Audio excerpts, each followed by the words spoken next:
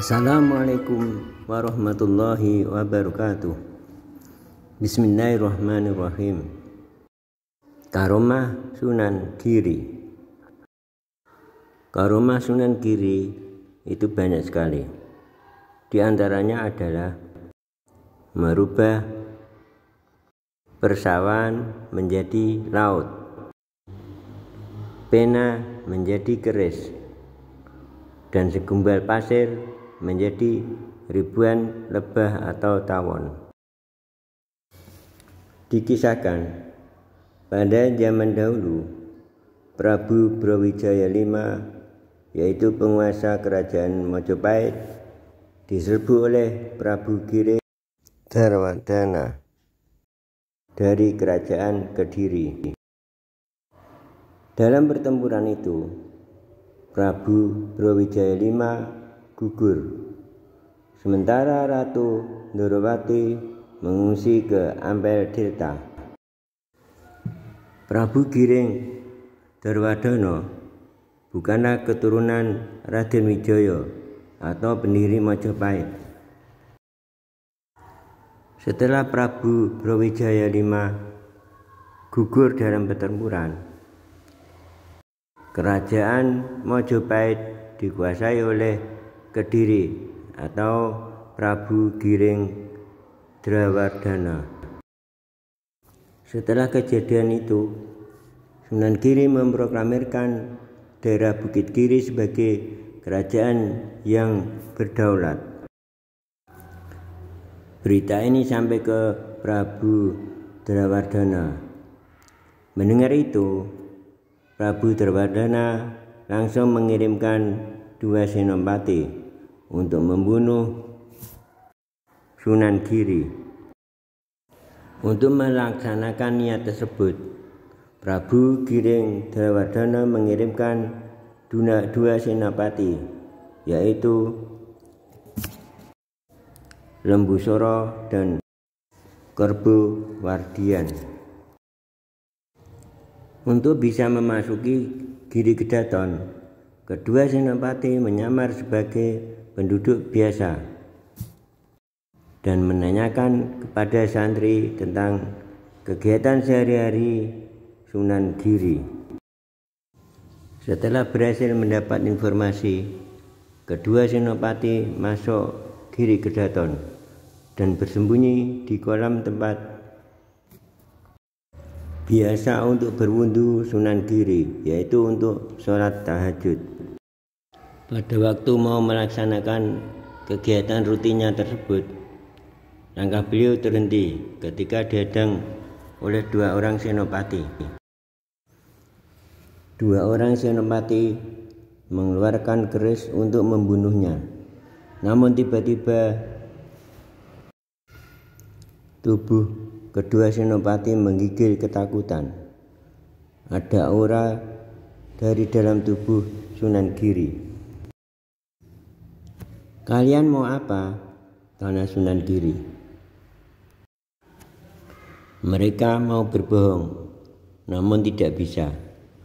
Spontan Lembusura menjawab, "Kami diutus oleh Prabu Giring Darwadana untuk membunuh Kanjeng Sunan."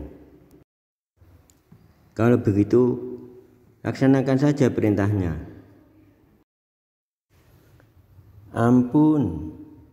Ampun Paduka, maafkan kami.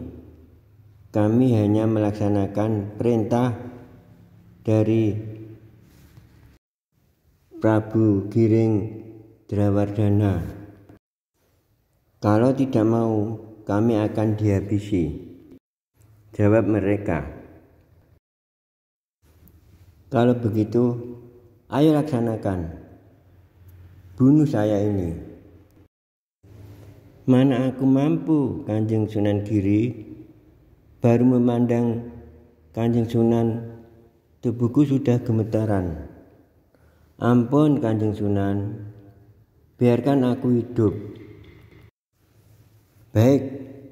Baiklah saya ampuni, dan segera pulang ke Majapahit." Kedua senopati langsung pergi meninggalkan Giri Kedaton. Sesampainya di sana, Prabu Giring marah. "Kenapa kamu kembali?" Kemudian mereka bercerita tentang kejadian yang dialaminya. Prabu Giring kemudian mengumpulkan bala tentara untuk menyerang Giri Kedaton. Dengan ribuan pasukan pada sore hari pergi ke Giri Kedaton. Sunan Giri mengetahui akan kedatangannya pasukan Prabu Giring. Kemudian beliau menyaksikan di atas bukit. Sesampainya pasukan Prabu Giring di kaki bukit, beliau berdoa. Tiba-tiba pasukan dikepung oleh lautan dari depan, kanan, kiri, dan belakang. Kejadian itu mengakibatkan pasukan tidak bergerak sampai berhari-hari, sehingga banyak pasukan yang sakit dan kelaparan. Melihat kejadian itu, Sunan Giri tidak tega. Akhirnya mereka dijatuhi umbi-umbian seperti ketela dan lain-lain. Tak lama kemudian, lautan yang mengepungnya menjadi sawah. Setelah mereka menyantap makanan, mereka segar kembali dan ingin melanjutkan menyerang Sunan Giri dan naik ke Giri Kedaton. Sunan Giri masih di atas bukit. Mengetahui hal itu, Sunan Giri melemparkan penanya atau alat tulis. Pena tersebut berubah menjadi keris. Keris itu melayang dan menusuk satu persatu pasukan Prabu Giring. Meskipun demikian, Prabu Giring dan pasukan-pasukan yang masih hidup belum menyerah. Prabu Giring mendekati Giri Kedaton. Mengetahui hal tersebut, Sunan Giri mengambil segenggam pasir.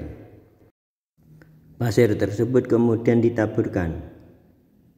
Seketika itu, pasir itu menjadi ribuan lebah yang ganas dan menyerang dengan menyengat prajurit Prabu Giring.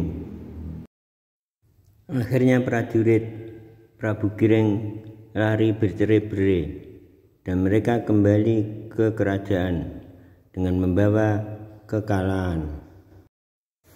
Demikian kisah sebagian karomah Sunan Giri.